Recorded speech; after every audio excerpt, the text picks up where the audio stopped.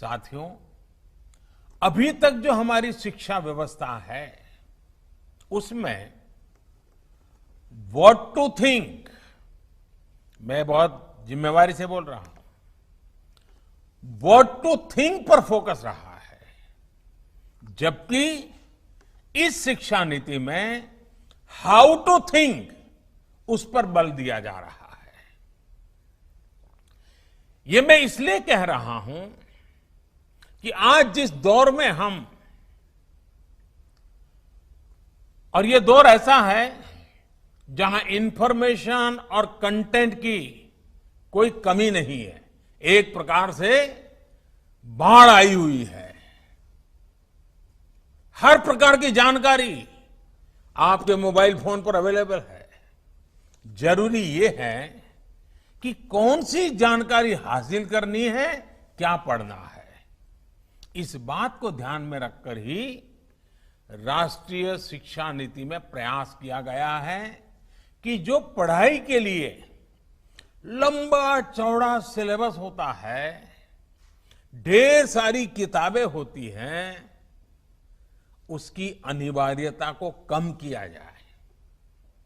अब कोशिश ये है कि बच्चों को सीखने के लिए inquiry based, discovery based, discussion based और एनालिसिस बेस्ड तरीकों पर जोर दिया जाए। इससे बच्चों में सीखने की ललक बढ़ेगी और उनके क्लास में उनका पार्टिसिपेशन भी बढ़ेगा। साथियों, हर विद्यार्थी को, स्टूडेंट को यह अवसर मिलना ही चाहिए कि वो अपने पैशन को फॉलो करे। वो अपनी सुविधा और जरूरत के हिसाब से किसी डिग्री या कोई कोर्स को फॉलो कर सके और अगर उसका मन करे तो वो छोड़ भी सके। अक्सर ऐसा होता है कि कोई कोर्स करने के बाद स्टूडेंट जब जॉब के लिए जाता है तो उसे पता चलता है कि जो उसने पढ़ा है वो जॉब की रिक्वायरमेंट को पूरा नहीं करता। कई स्टूडेंट को अलग अलग वजहों के से बीच में ही कोर्स छोड़कर जॉब करनी पड़ती है।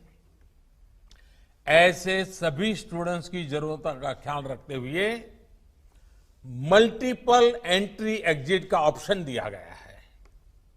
अब स्टूडेंट वापस अपने कोर्स से जुड़कर अपनी जॉब रिक्वायरमेंट के हिसाब से ज्यादा इफेक्टिव तरीके से पढ़ाई कर सकता है, लर्न कर सकता है।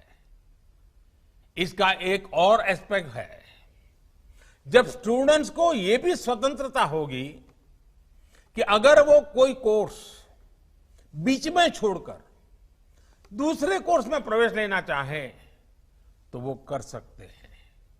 इसके लिए वो पहले कोर्स से एक निश्चित समय तक ब्रेक ले सकते हैं और दूसरा कोर्स ज्वाइन कर सकते हैं। हायर एजुकेशन को स्ट्रीम से मुक्त करने, मल्टीपल एंट्री और एग्जिट क्रेडिट बैंक के पीछे यही एक बहुत लंबे दूर की सोच के साथ हम आगे आए हैं।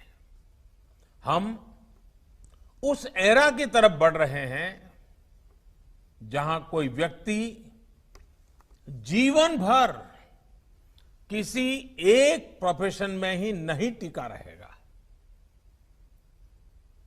बदलाव निश्चित है, मान के चलिए, और इसके लिए उसे निरंतर खुद को रीस्किल और अपस्किल करते रहना ही होगा। नेशनल एजुकेशन पॉलिसी, राष्ट्रीय शिक्षा नीति में इसका भी बारीकी से ध्यान रखा गया है।